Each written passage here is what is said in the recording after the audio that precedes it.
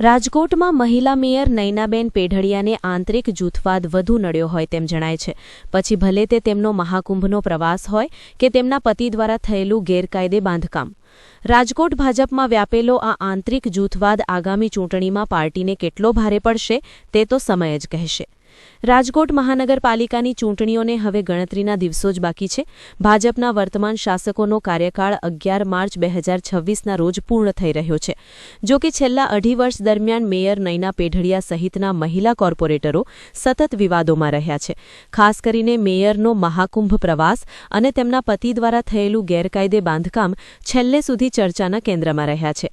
મેયરના ગેરકાયદે બાંધકામ મામલે કલેક્ટરનું નિવેદન સામે આવ્યું છે, જેમાં શ્રી સરકારની જમીન હોવાથી સોસાયટી સૂચિત શ્રેણીમાં છે, જેથી સરકારના નિયમો મુજબ બાંધકામ થઈ શકે છે.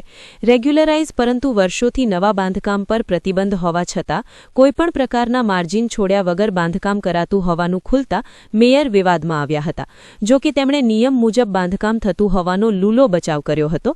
છતાં મામલો મીડિયામાં આવતા ટીપી શાખા દ્વારા 260(1)ની નોટિસ આપી આ બાંધકામ અટકાવી દેવામાં આવ્યું હતું. જમીન જે છે આમાં સૂચિત સોસાયટી ડેવલપ થઈ છે અને 97માં ડેપ્ટી કલેક્ટર દ્વારા આને જે જમીન જે છે આ ખરેખર આના પૂર્વજોની જમીન છે, પણ 97માં ડેપ્ટી કલેક્ટર દ્વારા ખાલસા કરવામાં આવી છે.